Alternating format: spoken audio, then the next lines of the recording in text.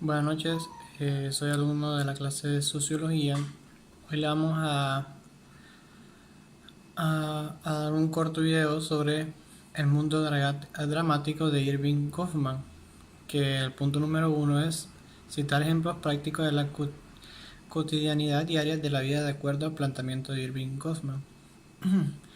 Según lo que pude leer de Irving Goffman es que él era una persona estudiosa de la vida cotidiana de las personas.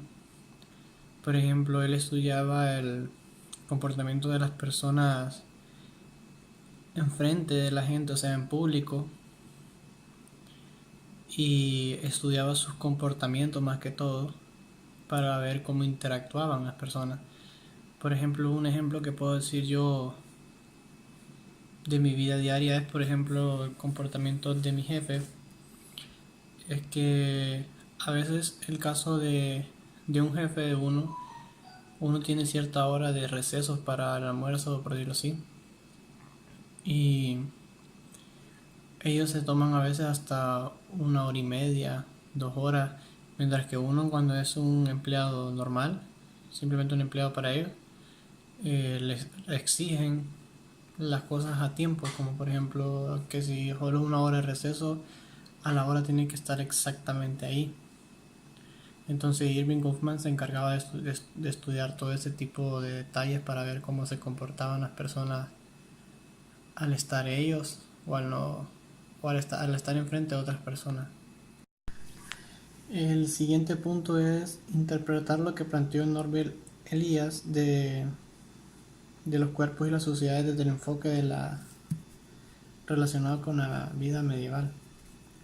En este punto podemos observar que prácticamente en esa etapa, según Norbert Elias, se determinó, por ejemplo, los espacios para defecar, los espacios para cambiar todas cosas que no estaban aún del todo bien.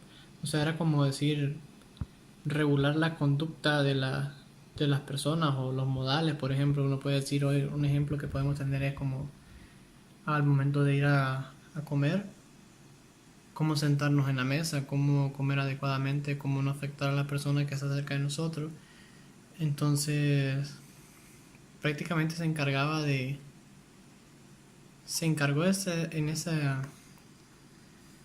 en ese tiempo el cuerpo y las sociedades de educar a las otras personas, porque por ejemplo las sociedades también dependen mucho de la educación que nosotros tenemos hoy en día, ya que lastimosamente una persona que no tiene educación no una persona que no es de alta sociedad quizás no tiene una educación como una persona de baja de bajo presupuesto, por así decirlo, o de su economía no es tan buena como la de ellos.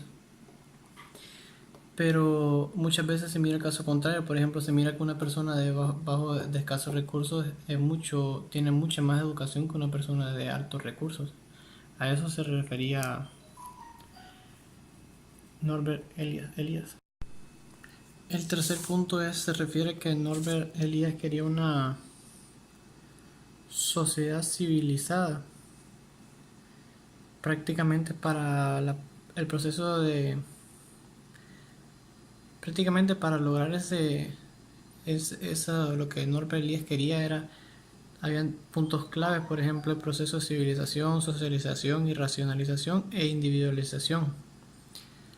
Ah, prácticamente él quería una sociedad que tuviera valores, principios, eh, buenos hábitos y se desempeñara de forma correcta ante las demás personas y no prácticamente hiciera ridículo o dejara en mal a quien estaba representando en dicha mesa, ya sea, o en dicho lugar.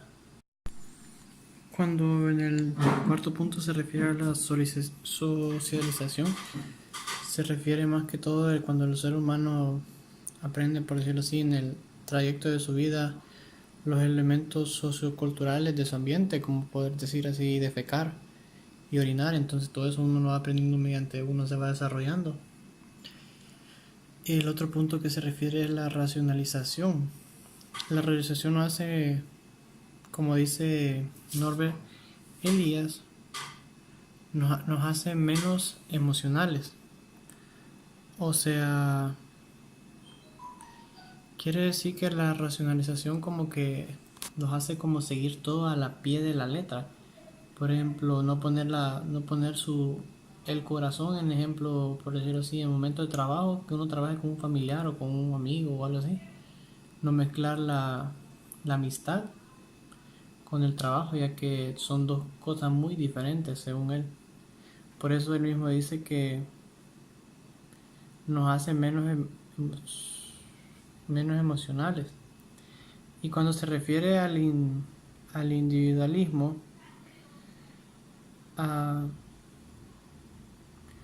prácticamente es como que dice que llegan a ver a sus cuerpos a sí mismos separados de los demás. Como por ejemplo, o sea, solo se ve a uno mismo sin importar cómo están los demás o sin importar qué hacen los demás.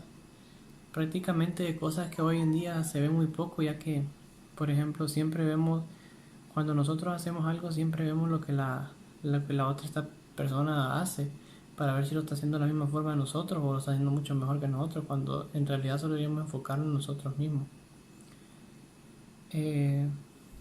Mi nombre es Jason Eduardo Peña y Álvarez.